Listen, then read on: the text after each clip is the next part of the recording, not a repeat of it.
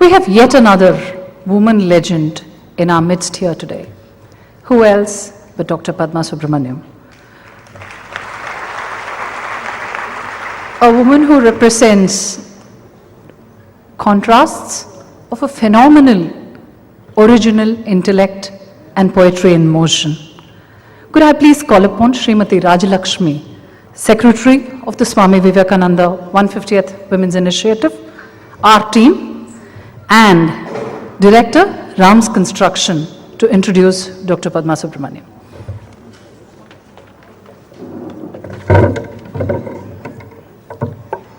Namaste, good evening to one and all, my dear sisters, brothers. Dr. Padma Subrahmanyam, we all call her with affection Paduka, is acclaimed as a rare combination of a dancer, a research scholar, a choreographer, singer, composer, teacher, author, Indologist, and a great patriot.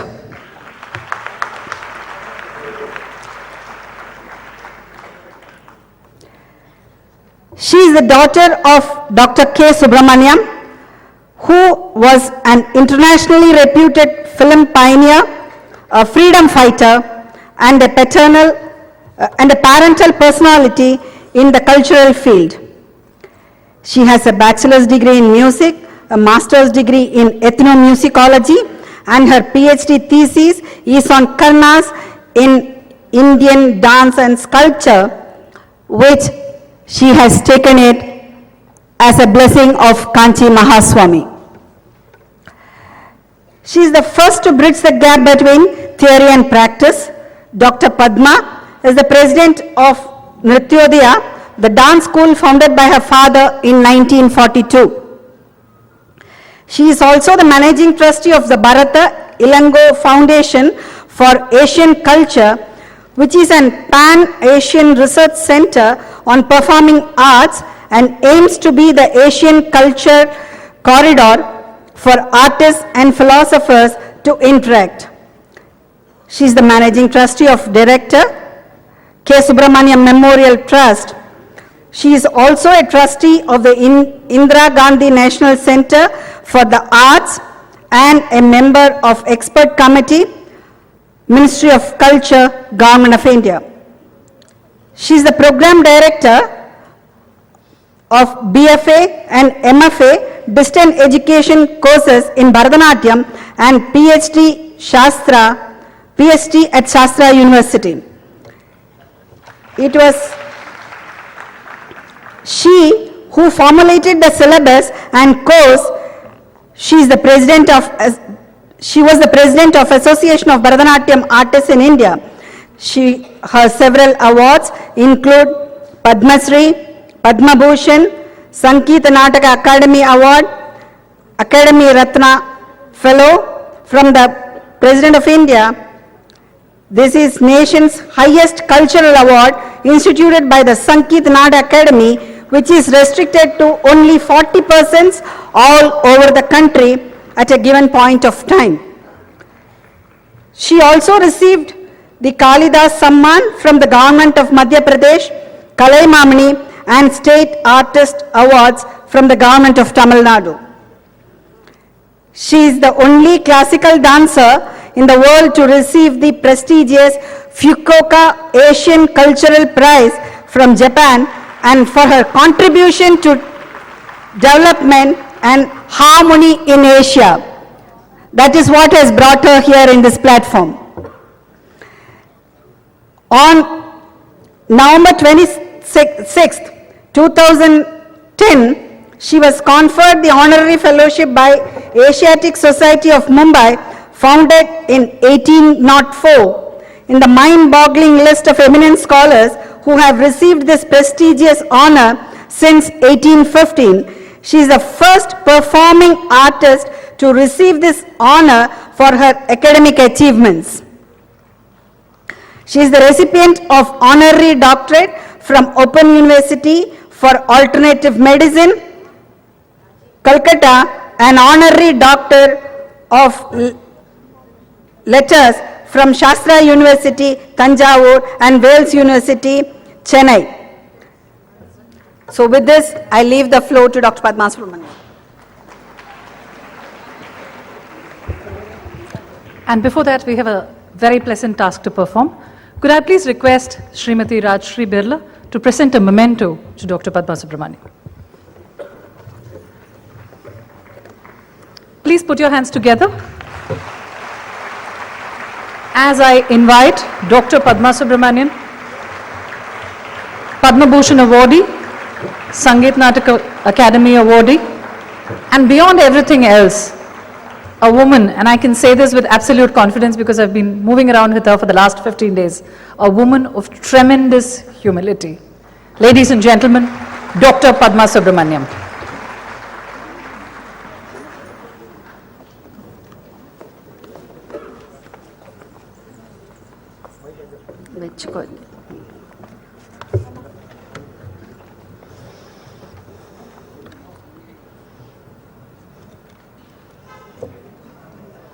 I tried my best to get the attention of Srimati Rajalakshmi to stop introducing me. It went on and on and on. Anyway, thank you for the introduction. Respected Srimati Rajashree Birla, Pujya Prema Pandurang ji, Dr. Shanta, Shri Gurumurthy, members of the Organizing and Reception Committee, the galaxy of women achievers on the dais and in the auditorium, media persons and friends. A historic day implies a permanent imprint of some thought form of that day effecting or affecting future. Today's occasion is that it is the 150th birth anniversary of one of the greatest personalities of the world who could influence our globe with Indian wisdom.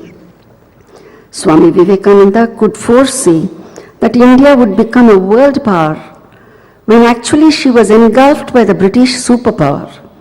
His dream came true and is in the process of reaching a pinnacle by 2030. This is not my forecast.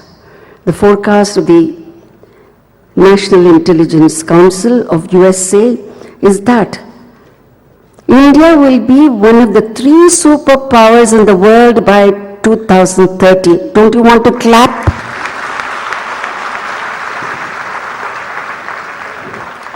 In this case, we women of India have a duty towards our nation, our families, posterity, and a commitment to our own self-respect, both individually and collectively. We have a duty towards the humanity at large through reasserting our loving care for our society and use our Indian model of modernity to influence the progress of human being sans mere progress of machine. This Swami Vivekananda 150 Women's Initiative is a dutiful homage to that profound personality who said, quote, "The idea of perfect womanhood is perfect independence," unquote. Today's convention is also a launching pad of a new women's movement to reassert the superior nature of Indian womanhood and export our higher values to the Western world to enable a happier future. Let me talk about the origins of this convention. As the chairperson of the organizing committee of this convention, I would like to reveal the process of this culmination. Shri S. Gurumurthy has been a long-standing family friend, and both our families are deeply devoted to Puja Shri Kanchi Mahaswami. In July last year, he met me and shared with me as to how in city schools, sex educators are advising mothers of school children that as India gets more and more modernized, they cannot stop their teenage daughters from premarital sex and even pregnancy. As it is happening in the West, and undergo psychological counseling so that they were not depressed or go for suicide.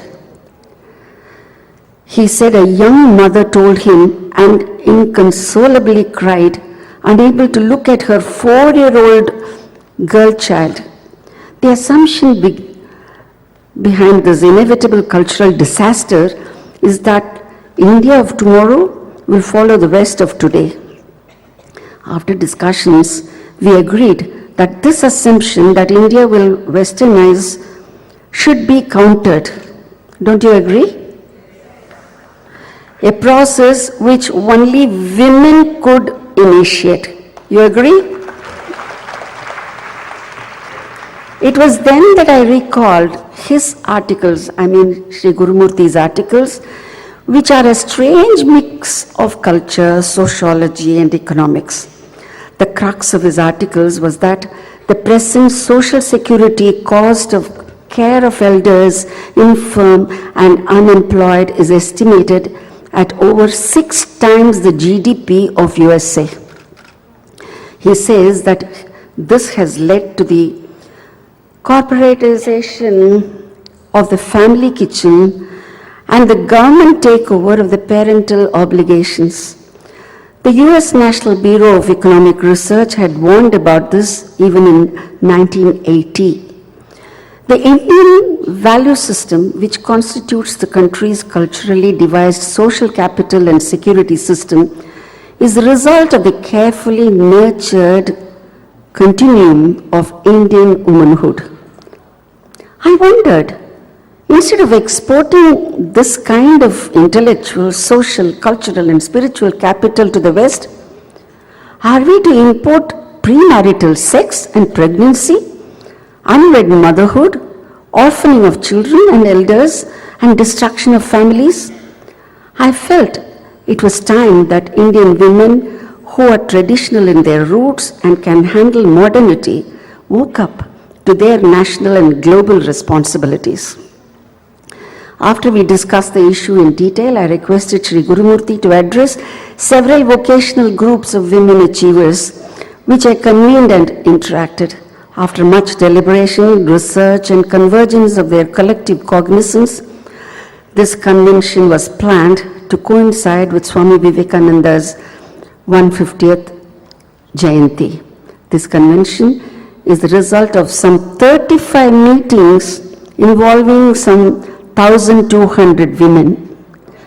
This joint effort from the women intelligentsia is a flower of gratitude for Swamiji's unconditional support to women, even when India was under the grip of Western influences, including the attitude towards what was termed as weaker sex. Let me speak something about the Indian religious, spiritual, and temporal traditions with regard to women. Even a fast bowler takes a few steps backward to get a forceful forward thrust. The historicity of the attitude towards women in India and in the Western world needs a clear analysis.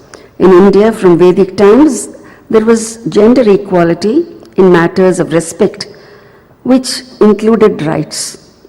Gargi of Vedic times is well known. There were several women rishis who were the receivers and revealers of Vedic verses. In the Sangam period of Tamil literature, several women poets were respected. Adyar, who gave the basic ethical values of life as part of the primary lessons for teaching alphabets, was known to have great political voice. I mean the attitude of Adyar. Like in Vedic period, she was an unmarried Brahmavadini, committed to intellectual and spiritual pursuits.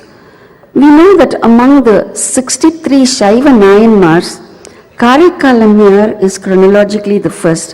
Her images are seen as sculptures even in Southeast Asian countries. Andal is worshipped as Vishnu's consort. Queen Akka Mahadevi of Karnataka and Meera of Rajasthan are other examples. The royal women of Chola days had built several temples, and were often taking active part in the advisory capacity in the rule. Chittur Rani Padmini was known for her modesty and self-sacrifice for upkeeping the self-respect of herself and her kingdom. Velu Nachiyar and Jhansi Rani will be ever remembered for their brave fight against foreign aggression. With such unlimited examples, it should be remembered that respect for women was because of the concept of divinity as women. The idea of woman gods in India from Vedic period and even archaeological period of Indus Valley civilization, in which mother goddess cult is revealed, the Matra Devatas like Durga for valor, Lakshmi for wealth, Saraswati for wisdom, and Rajarajeshwari for ultimate consciousness, have all been impregnated into the Indian psyche for millions of years. The tribal goddesses like Kali, Mariamma, Ellayamma, Pidariyamma, Jakkamma, and even trees and plants worshipped as goddess like Shambhaganachi and Tulasi trumpet the concept of universal mother.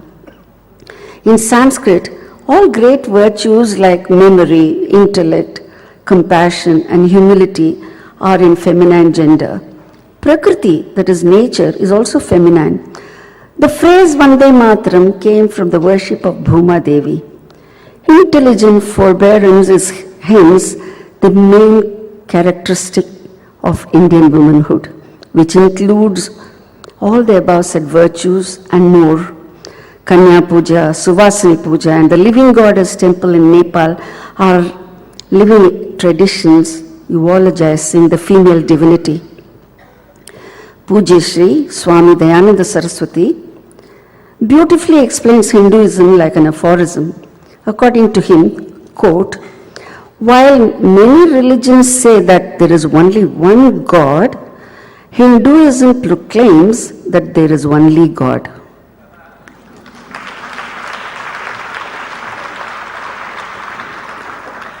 Swami Vivekananda says, quote, the soul has no sex. It is neither male nor female. It is only in the body that sex exists. And the one who desires to reach the spirit cannot at the same time hold sex distinctions, unquote. No wonder we pray to the form of Ardhanarishwara, a perfect harmony of male and female, physically representing the intellectual and intuitive halves of the human brain, as well as a sink of matter and energy of atomic physics. Let's see the contrast in the West. The above said derivation of traditional thinking in India was affected, perhaps due to foreign influence, which brought down the importance of women. The major Western religions have traditionally and theologically looked down upon women abominably. In the West for centuries, the women were considered to be animals. Till around 6th or 7th century, and then promoted to be above animals but below human beings. Man was considered to be an image of God, and the rest of the creation was said to be for man's consumption, including the woman. Against this outlook, for several centuries, one can understand the rise of women's rebellious emancipation movements in the West. They were pitiably screaming for their rights, and in that process of swelling complex against men, started imitating men in thought, word, and action, and unfortunately began losing feminine charm both mentally and physically. But according to a recent research in the West itself, the women of West are said to be unhappy more than before their fight for rights. There is a webbed state of affairs as far as the concept of family and the psychology of duty in human beings. This is what is called dharma, in which every individual lives through a universal connectivity. Hindu philosophy is based on ethics, and hence whether it is the Dharma Shastra in Sanskrit or Tirukkural in Tamil, the householder's duty towards the family, including the elders, the infirm, the unemployed, and even unsupported strangers, is clearly defined. This is not only during lifetime. The oblations for the dead include for unknown orphans, animals, and trees. The individual's connection with the entire creation was a primary lesson in Hindu society. Therefore, it is diametrically opposite to the philosophy of individualism that the West developed in the last century. Development sans family, sans culture. Let's go into that.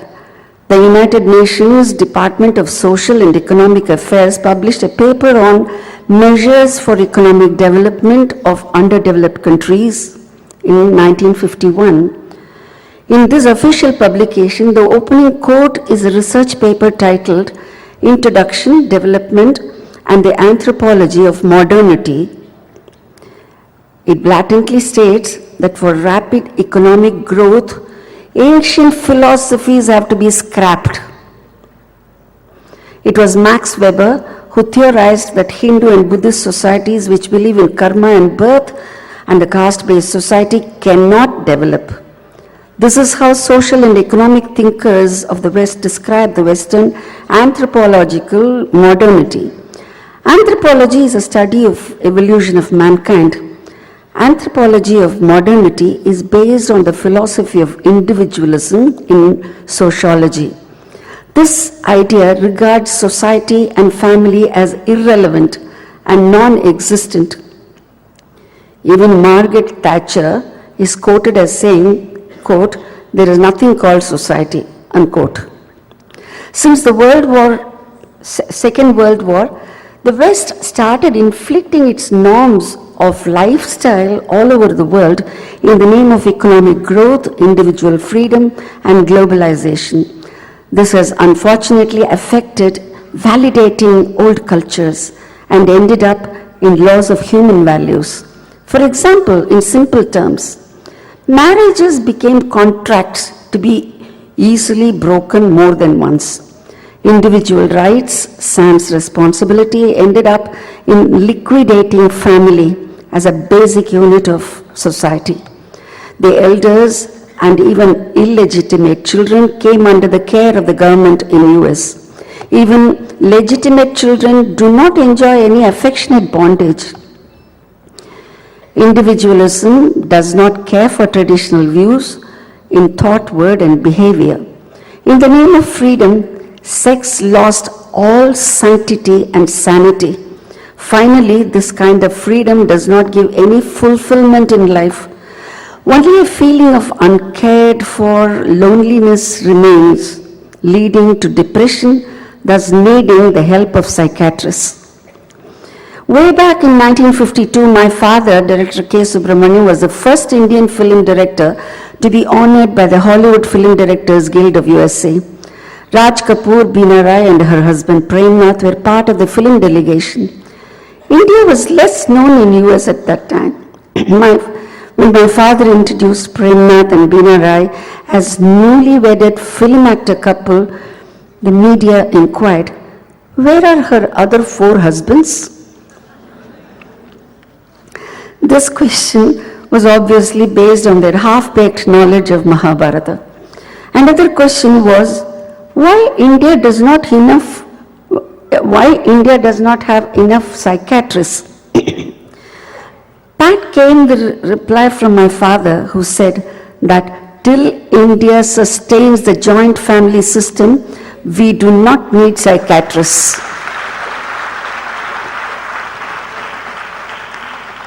For there will be an aunt, an uncle, or a grandparent on whose shoulder one can lean and cry or laugh. An outsider's counseling is therefore redundant. I am personally an inheritor of values of large family. I grew with about 50 members of family and extended family eating from the same kitchen. The family gives you lessons to give and take and harmonize with the environment. and above all, an affordable mental health. It is the anthropology of Western modernity based on individualism that has caused disaster in the living style of the Western world in spite of living skills. When family ties are unfastened, the individual, male or female, loses commitment even to one's own self, leave alone the surrounding. This unlimited freedom sans duty causes cancer of character, which even our dear Dr. Shanta cannot help. This influence from the Western glamour is an infection infused into other parts of the globe in the name of globalization, which gives no space for validating Oriental cultural values. The women of India are capable of not only avoiding this infection of individualism and the Western concept of modernity, but are traditionally equipped with a sense of exporting their values to the other side of the earth. This would be the nectar for the sustenance of the human family. So the need of the approach to the modernity is something we have to understand. Modernity in what sense? Nobody is against modernity. But the West-centric modernity, which is at the expense of traditional moral and ethical values of the Orient, is unacceptable. China and Japan have modernity along with a balancing of their indigenous values. Indian women are in par with any other counterparts in the world in their educational qualification, business acumen, artistic genius, as also political and administrative skills. You don't want to clap? If we don't clap for ourselves, who is going to clap for us? In fact, in our present women's initiative, some of the top women achievers from 12 different walks of life have converged with the ideology of balancing family and ethical values of life along with their social and professional commitments.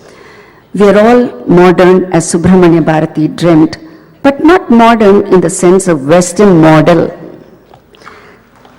Some issues were raised based on my recent article in the Hindu with the title Grammar of Gender Relations in India. One of those was that there is no mention about the right of Indian women to choose the life partner. This also can be studied from a historic perspective. Srimad Bhagavatam has the first poetical love letter ever written, Rukmani's letter to Krishna. Many of you know I danced that. And she suggests that he should come and carry her away so that she is saved from the marriage that her brother is planning. And that had to be done in the Rakshasa style. Different kinds of weddings are met with in the classical literature, including Swayamvara. Even Sita chose Rama. Krishna helped Abhimanyu to spirit away his niece Vatsala when her father desired to marry her off against her wishes. The Natya Shastra speaks of classification of women and their characteristics. Let's realize all are not Rukmanis and Sitas. There were and there are Shurpanakas, Tatakas and Mandaras. Whom do we adapt as our ideal role model is also our choice. But exceptions are not norms in any society.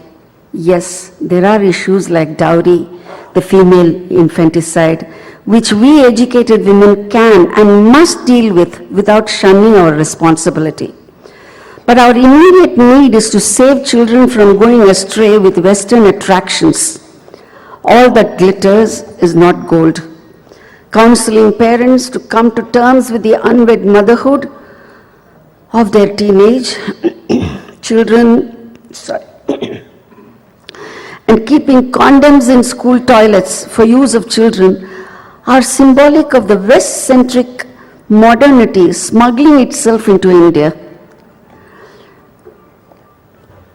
2 days back, I saw in Indian Express that 10% of the pregnancy is from teenage children in Madurai. Can you believe? Where is our society going? A famous journalist accused of molesting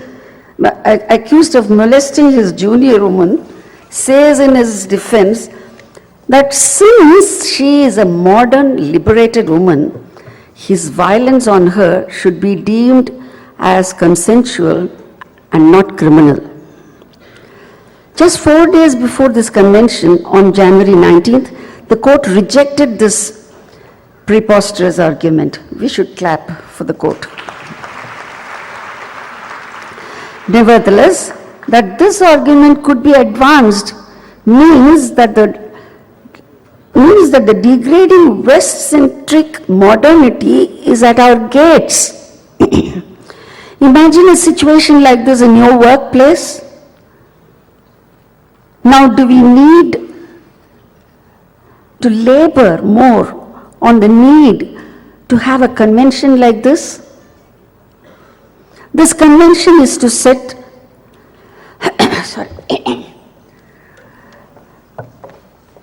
This convention is set to form the Swami Vivekananda 150 Women's Foundation to carry on its mission, namely to make Indian women the guide for the world at crossroads.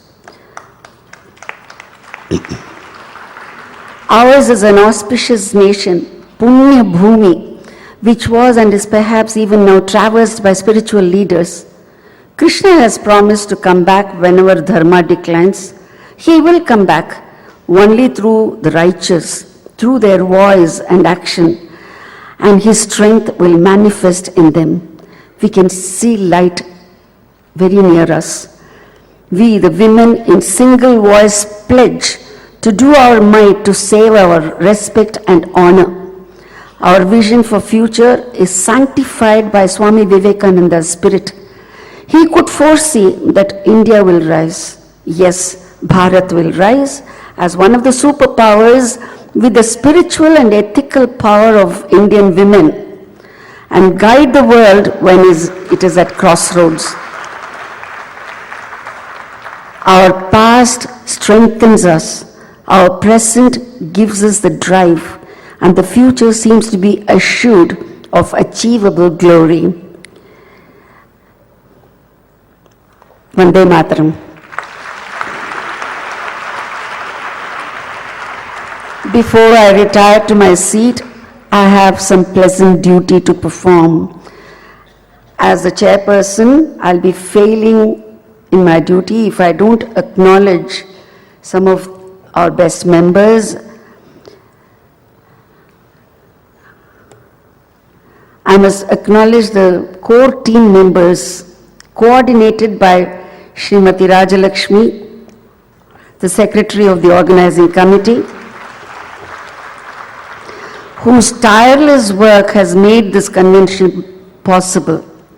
The others are Ahilya Kicha, Chitra Anantakrishnan, Dakshayani Ramchandran, Dr. Sumitra Niranjan, Gayatri Sai, Dr. Gayatri Kannan, Geeta Mohan, Hema Shivarajan, Jagada Suresh, Jayanti, Lalita Subhash, Padma Rangan, Parvati Vishwanathan, Priya Radhika Santana Krishnan, Renuka Murali, Savitri Kailashnath, Vijaya Vishwanath, and Vijayashree Ramesh. I must also thank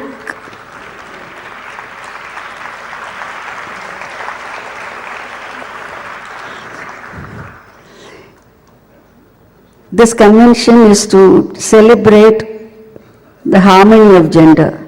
This convention couldn't have been a reality without the help of some selfless men.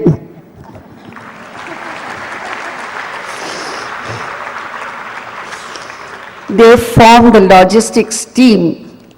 They've really given us a great helping hand, and I have to acknowledge all of them. Shri S. Gurumurthy, Dr. S. Vaidya Subrahmanyam, Dean Shastra University, Shri N.R. Dhave, Architect, Shri T. Chakravarti, Educationist, Shri P. Ganapati, Industrialist, Shri K. Prabhakar, Chartered Accountant, Shri Satyanarayanan and Shri Sharan Ram Mohan Naidu, Businessman, and Shri U. Sundar, Social Worker. தமிழ்ல ரெண்டு கை சேர்ந்தாதான் சத்தம் இத்தனை கைகள் சேர்ந்திருக்கு.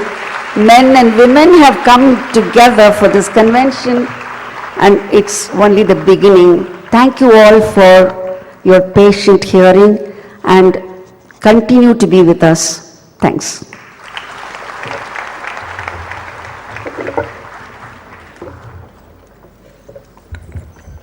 Thank you, Dr. Padma. And for all the men and women who were named, I think it calls for another round of applause. There are so many of them who joined hands together to make this possible. Thank you, Dr. Padma. The agenda, the women's agenda for the future, the tone and the context could not have been set more clearly, and should I add, poetically, dramatically, and decisively. It could not have been set by anybody other than Dr. Padma Subrahmanyam. We also have, yes, and a round of applause for her.